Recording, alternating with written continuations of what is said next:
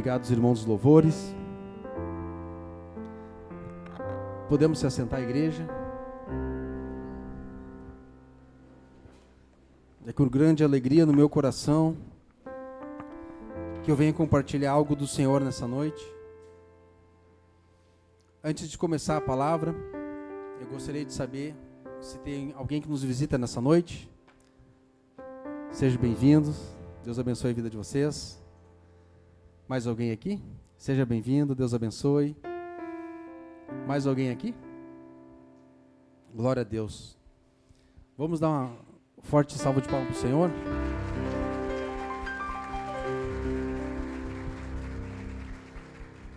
E como diz o nosso pastor no 3, 1, 2, 3. Bem-vindos ao avivamento. Aleluia, glória a Deus. Meus irmãos, temos avisos também. A Thaline pediu para mim avisar aqui. Nós temos o retiro de jovens durante o carnaval. Aleluia, glória a Deus.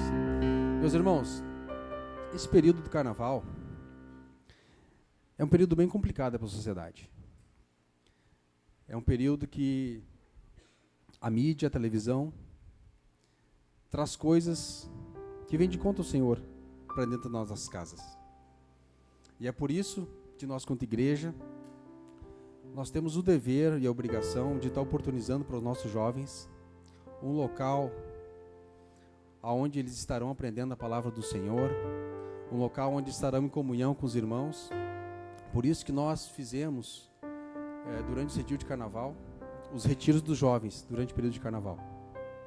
Então, você jovem que não se inscreveu ainda, vocês podem, ao término do culto, estar procurando pela Thalina. Thalina, levanta a mão, por favor. Ali do lado do Ariel. Então, quem não fez a inscrição ainda, procure a Thaline, tá? Que ao final do culto ela vai estar fazendo a inscrição de vocês. O custo do retiro, meus irmãos, é R$200. Nosso pastor falou aqui, semana passada, que durante o período do retiro, esse valor é para custear transporte e toda a alimentação. Se eu não me engano, são 9 alimentações que terão lá, né? Então, meus irmãos, é um valor que a gente vai estar investindo nos nossos jovens, né? Eu tenho certeza que grandes coisas o Senhor vai estar fazendo na vida deles lá. Amém? Aleluia. Meus irmãos, eu convido os senhores para estar abrindo a palavra do Senhor lá em 1 Reis, capítulo 18, versos 30. Como é uma quarta-feira profética, nada melhor que nós falar de um profeta, né? Elias.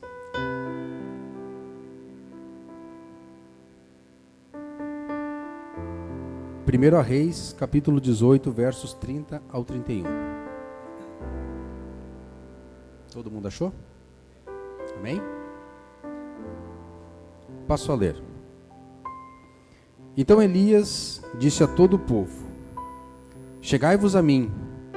E todo o povo se chegou a ele, e restaurou o altar do Senhor que estava quebrado.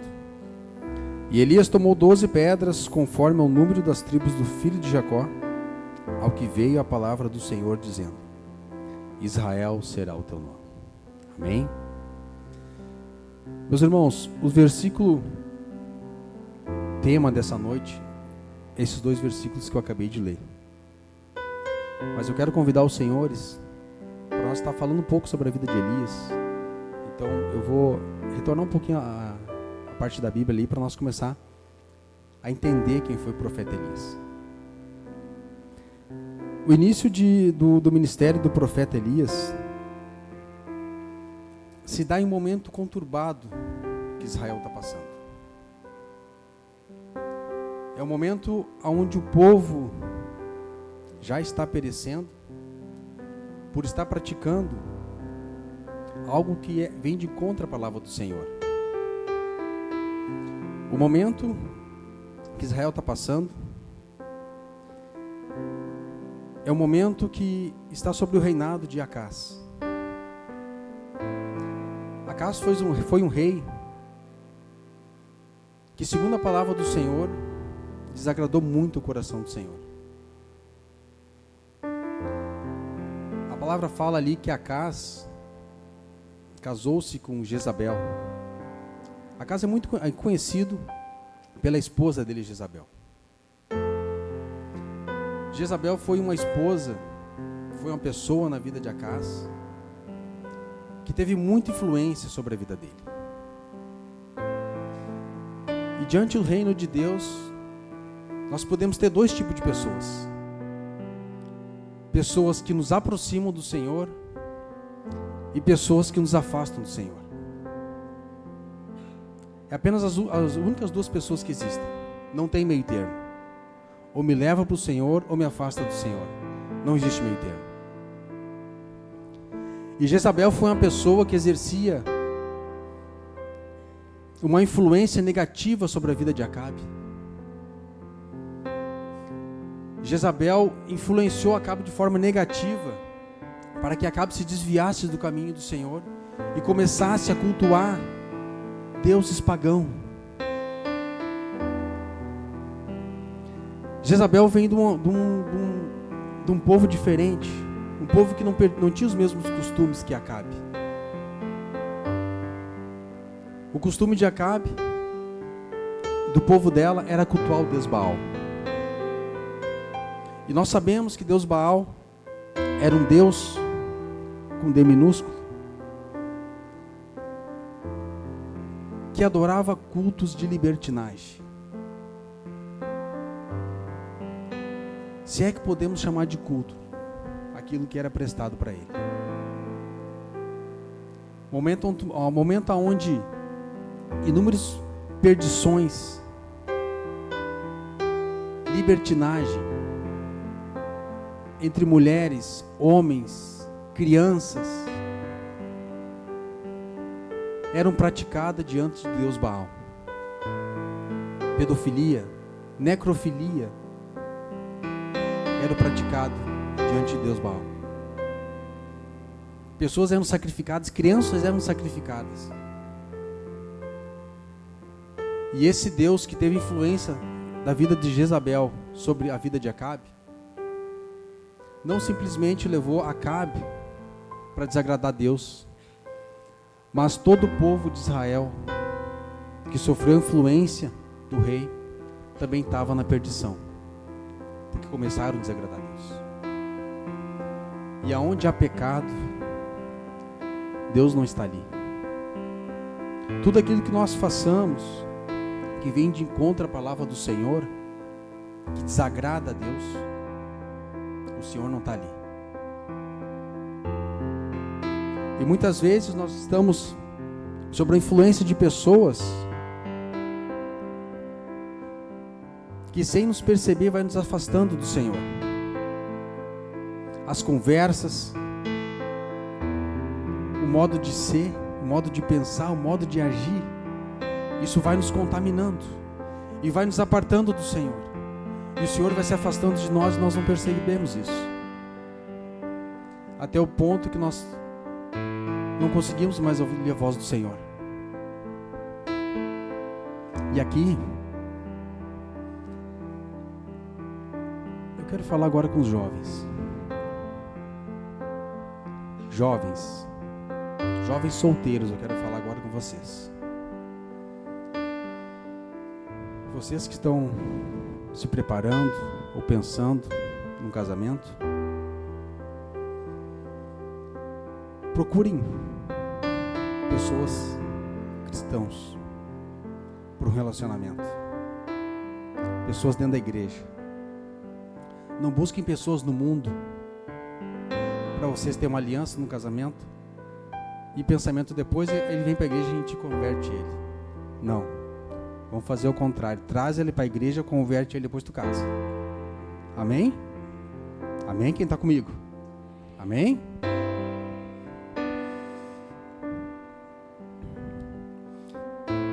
Diante desse cenário, Deus levanta o profeta Elias. Diante de todo cenário de perdição que o povo está se perdendo, Deus levanta o profeta Elias e manda o profeta falar com Acabe. E nós sabemos que toda história de profetas, os profetas são valentes, né? O profeta, para chegar e apontar o dedo para um rei naquela época, o cara tinha que ser macho. E chega o profeta Elias e aponta o dedo para Acabe. Vive o Senhor Deus de Israel, perante cuja força estou, que nem orvalho nem chuva haverá, senão segundo a minha palavra. Elias, naquele momento, ele vaticinou para o Acabe, dizendo que não haveria chuva e nem o orvalho, porque ele haveria desagradado ao Senhor.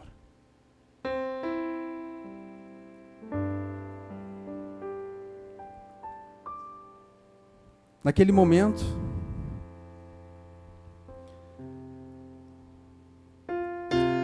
o Senhor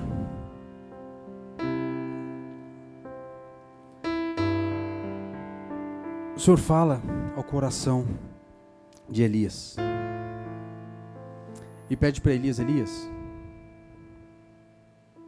estou falando com as minhas palavras, tá? Elias, é melhor que você saia daí. Elias, é melhor que você saia daí, porque você falou conforme a minha palavra, a palavra de Elias, iria acontecer. E eu entendo aqui que Elias tinha entendido o que era a função do homem aqui na terra e para que o homem tinha sido criado.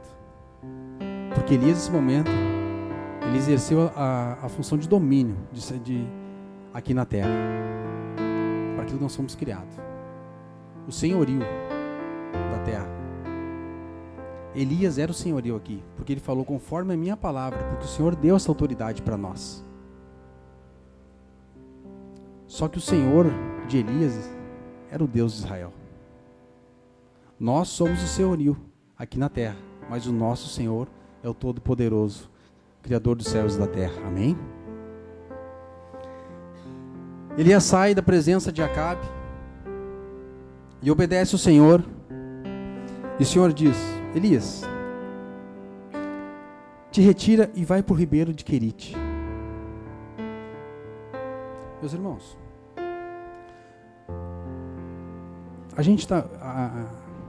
Elias estava indo para um local que o Senhor estava mandando. Mas pensa comigo, um local que ele viveria no ribeiro, que ele tomaria água do ribeiro. E o Senhor fala para ele: quem vai te alimentar serão os corvos. Deus diz na palavra: quem vai levar carne e o pão serão os corvos. Eu já falei para eles. Se nós vermos aqui na palavra, a maneira que está conjugado o verbo aqui, o Senhor já teria dado ordem aos corvos para cuidar de Eliseu. Diante desse cenário, eu entendo que o Senhor jamais vai colocar você numa prova sem antes preparar já o teu local, o teu socorro. O Senhor já preparou. Se vocês estão passando por uma dificuldade, uma tribulação, o Senhor já preparou tudo. Basta descansar no Senhor. Ali os corvos entregavam o alimento para ele durante o dia e a noite. 2 vezes por dia eles alimentavam Elias. Elias, obediente ao Senhor, ficou ali. Logo adiante, nós vimos na palavra do Senhor aqui, lá em capítulo 3, vocês não precisam abrir. Sucedeu que, passando dias, o ribeiro secou, porque não havia chuva na terra. Então, de fato, aquilo que ele profetizou aconteceu. As palavras de Elias aconteceram. Dias, meses sem chuva. E no final da palavra, a gente vai ver que foram 3 anos e meio que ficou sem chuva naquele local. Indo mais adiante, o Senhor pega e fala a Elias: Elias, fica tranquilo, eu não vou te desamparar. Já preparei tudo. Terá uma viúva em Serepta, que ela vai te alimentar. Ela vai te dar água e vai te dar o que comer. Elias prontamente se levanta e se desloca até Serepta. Chega, encontra a viúva e pede ela um bocado d'água. Imaginou quanto tempo já sem chuva, o ribeiro havia secado. Naquele tempo não se dispunha de muitas vasilhas para transportar água, e até porque não tinha. Elias chega com sede na presença da viúva, pede água para ela, ela prontamente dá água para ela. Em seguida, Elias pede um pouco de pão para ela. A viúva olha para Elias e disse: nem bolo tenho. A única coisa que eu tenho é um punhado de farinha e um pouco de azeite na botija. Vês tu? Eu estou coletando esses galhos para fazer um fogo, para fazer algo para mim e para meu filho comer e depois morrermos. Tamanha era a desgraça, tamanha era a fome que existia naquele local, por uma palavra de um profeta, porque o povo desobedeceu a Deus.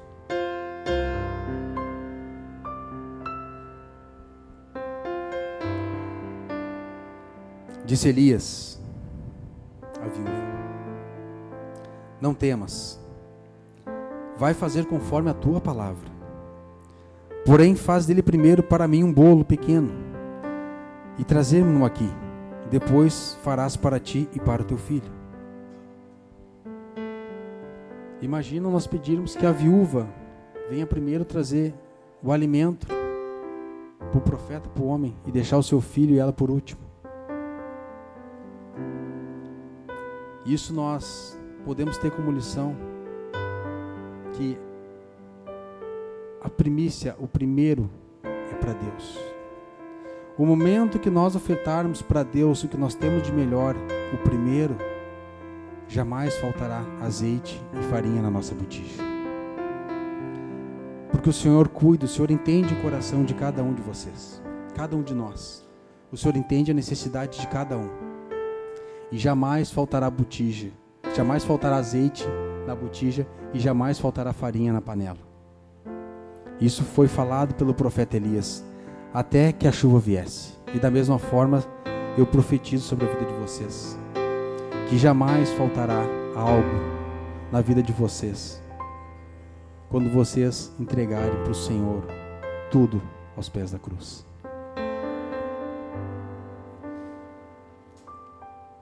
Diante disso, o filho da viúva ficou doente.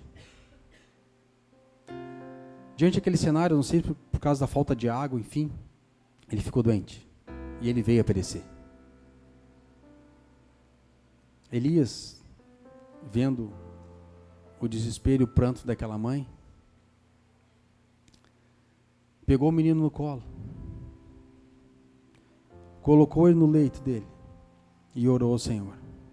E a palavra fala que ele se debruçou sobre ele, deu 3 vezes, e clamou ao Senhor dos exércitos, que o Senhor devolvesse a alma dele, o espírito dele, que soprasse de novo sobre ele. E assim o Senhor fez. Assim o Senhor fez, porque o Senhor ouve a voz de um profeta. O Senhor ouve a voz de quem pede com o coração. O Senhor ouve a voz de quem se humilha diante dele.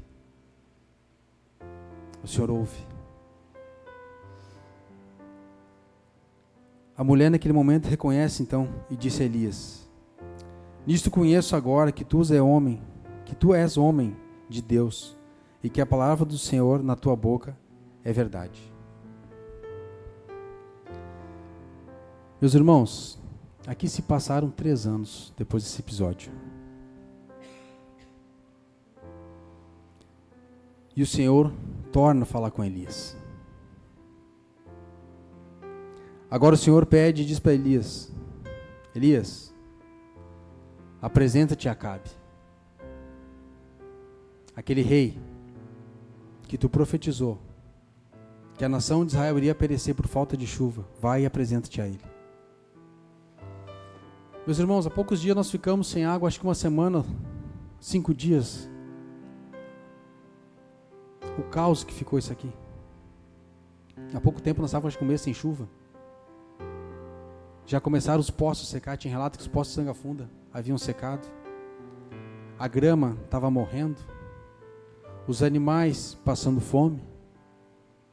A água estava ficando escassa. Vocês imaginam um local durante 3 anos e meio sem água. Naquele tempo, a maior parte do sustento era através da agricultura. Tudo dependia da terra. E nós sabemos que não tem como plantar sem ter água. Não vai nascer, não vai brotar. Não vai produzir.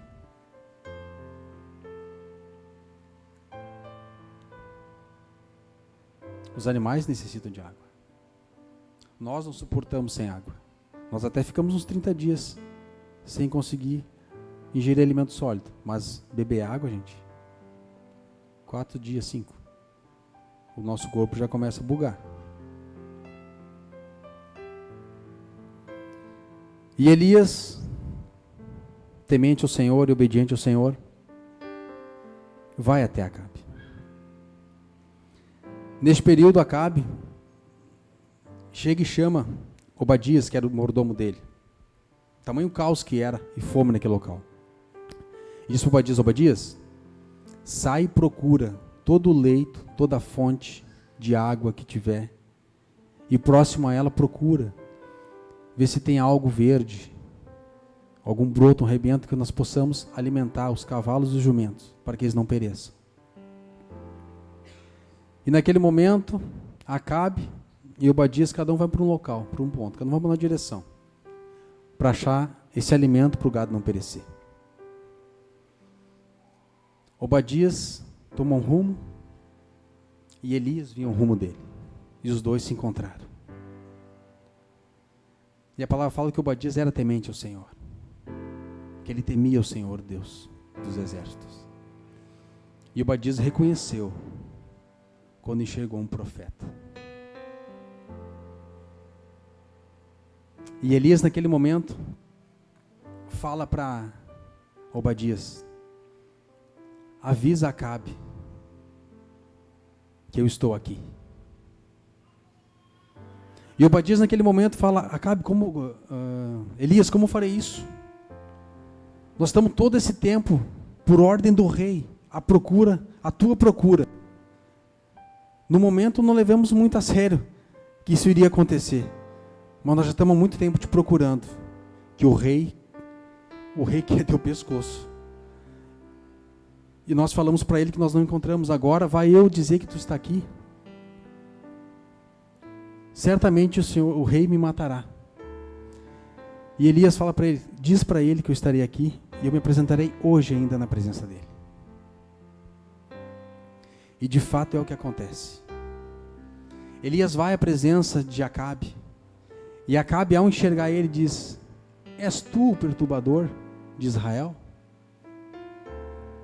Acabe tinha visto falar de Elias e perguntou: é tu o perturbador de Israel? Elias prontamente diz: não sou perturbador de Israel. Muito pelo contrário, quem tens perturbado és tu. Tu que tens desviado o povo de Israel. Tu que tens desviado o povo dos caminhos do Senhor. Por todo o mal que tu tenha feito, faremos o seguinte. Aí entra a inteligência do profeta. Ele não quis brigar com Acabe. Havia uma discussão, o rei e o profeta. Numa discussão verbal, física, com certeza Acabe poderia levar vantagem sobre isso. Mas o profeta, por inteligência do Senhor, ele pega e faz o seguinte: faremos então a seguinte forma.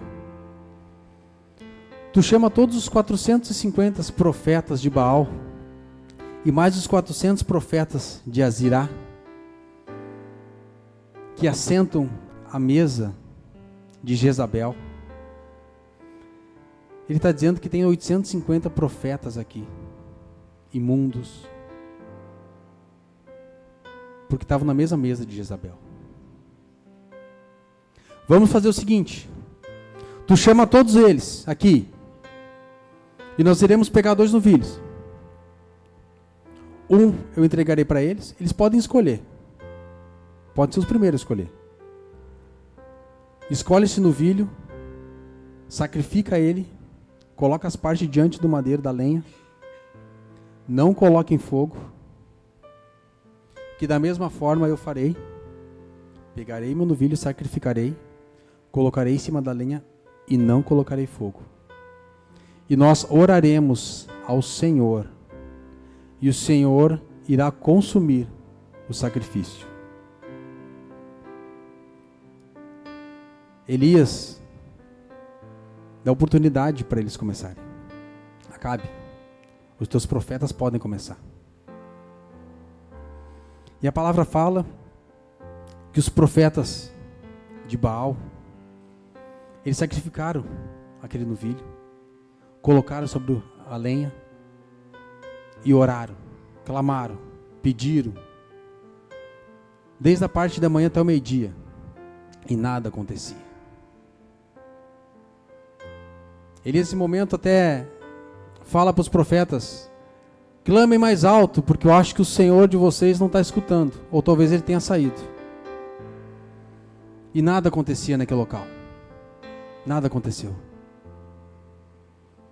E já chegando a parte da tarde, o momento do sacrifício da tarde, Elias se direciona até os profetas e diz: o tempo de vocês acabou.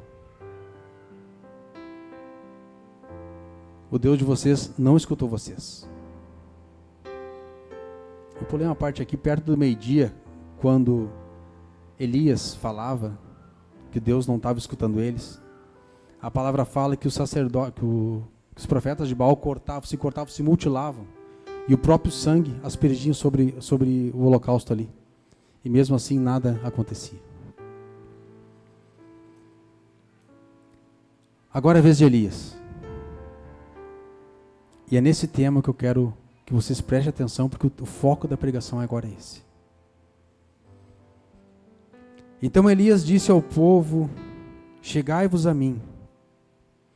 E todo o povo se chegou a ele e restaurou o altar do Senhor. Meus irmãos, quando chegou o momento do profeta Elias fazer o sacrifício, entregar ao Senhor e clamar a Deus, antes dele fazer isso, o que a palavra fala que ele fez? Restaurou o altar do Senhor. O altar do Senhor estava corrompido, porque o povo havia se desviado. Não havia mais altar santo naquele local. Então o profeta Elias, primeira atitude que ele tem, é restaurar o altar do Senhor. Meus irmãos, não tem como nós chegarmos na presença do Senhor se o nosso altar estiver rachado. Se nosso altar estiver desmoronado, não tem como chegarmos na presença do Senhor. Muitas vezes nós estamos passando por alguma tribulação, alguma dificuldade, só que nós não queremos acertar o que está errado com o Senhor. O nosso altar está rachado. O Senhor não vai ouvir. E eu creio que nessa noite é uma noite de restauração. É uma noite que o Senhor quer restaurar vidas. É uma noite que o Senhor quer restaurar promessas. É uma noite que o Senhor quer restaurar sonhos na vida de vocês. O Senhor quer restaurar aquilo que vocês sonharam. Quando as pessoas se converteram, que chegaram no primeiro amor, que tinha aquele sonho, e com o tempo foi esfriando, Deus quer restaurar aquilo nessa noite. O que está nos deixando nos afastar do Senhor? É uma tribulação, uma dificuldade, é uma enfermidade que nós estamos passando? É um posicionamento? Se é enfermidade, o Senhor vai fazer a cura nessa noite. Então o profeta Elias restaura. Começa a levantar um altar novo para o Senhor. E no segundo versículo ali que eu tinha lido, ele tomou as 12 pedras das tribos, que representavam o povo do Senhor. Então o altar foi feito com as 12 pedras da tribo de Judá, agora Israel. Então naquele momento, Elias estava restaurando a aliança de Deus com o povo, através daquele altar. Então Elias, depois de ter edificado o altar, colocou a lenha, colocou a carne, colocou o sacrifício, pegou e fez um córrego ao derredor, e pediu as botijas de água para colocar sobre o sacrifício. Naquele momento, gente, o pessoal que estava ali, eu creio que eles pensaram assim: de onde é que vamos tirar água?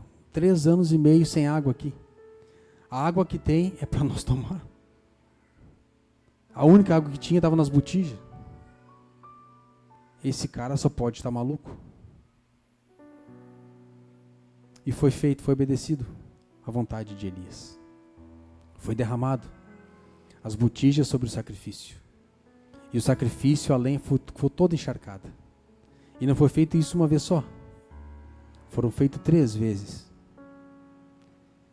E a água que escorria pelo sacrifício e pelas pedras, ela se depositou ao derredor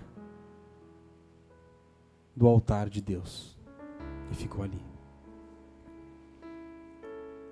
Depois que Elias havia retificado o altar do Senhor e havia preparado o sacrifício,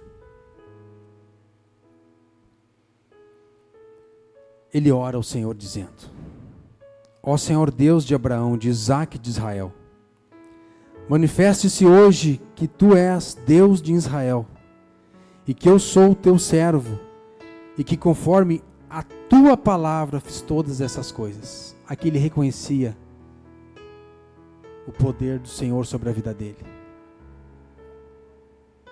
Responde-me, Senhor. Responde-me para que este povo conheça que tu és Senhor Deus e que tu fizeste voltar o seu coração. E a palavra fala que prontamente desceu do céu uma coluna de fogo que consumiu todo o holocausto, consumiu toda a lenha, consumiu as pedras e o pó que ali havia, e ainda lambeu a água que estava ao derredor.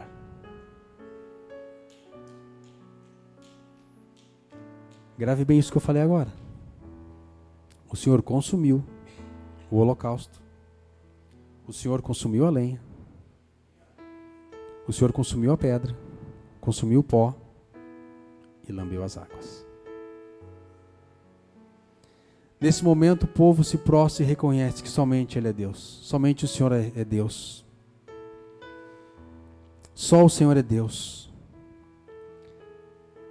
E Elias disse: lançai mãos dos profetas de Baal. E lançaram mão deles, e Elias fez descer no ribeiro de Quizon, e ali os matou. Então disse Elias a Acabe: sobe, come e bebe, porque há um ruído de uma abundante chuva. Aleluia. Vamos ver quem vai pegar agora. O que aconteceu com a água? A água foi consumida? Deus consumiu a água? A palavra fala que Deus lambeu a água. O que acontece quando nós tocamos uma água numa chapa quente? Quando a água é submetida ao fogo, há uma mudança de estado físico da água. Ela passa do estado líquido para o estado gasoso. Amém? Do que são formadas as nuvens? Vapor d'água. Amém? Acabe subiu a comer e beber, mas Elias subiu ao cume do Carmelo, ao ponto mais alto do Monte Carmelo. Elias subiu, se prostrou com a cabeça dentre os joelhos e orava ao Senhor. E falou para o seu servo: sobe agora e olha para o lado do mar. E o servo olhou, subiu e olhou, não haveria nada. Repete isso 7 vezes. E daqui a pouco ele fala: olha, eu vejo uma pequena nuvem, do tamanho da mão de um homem. E Elias fala: esse é o sinal que a chuva do Senhor vai descer. Aleluia. Já convido os irmãos dos louvores para estar subindo aqui.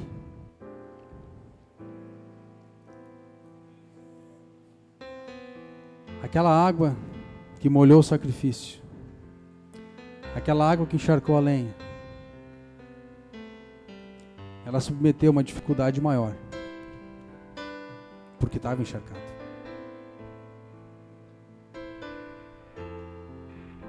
E Deus opera, e Deus se move na dificuldade. Não há dificuldade que o Senhor não possa consertar. Não há nada que o Senhor não possa fazer. No mundo natural, diante de Deus, nada é previsível. Até mesmo a matemática de Deus não é exata. Confere, Renan.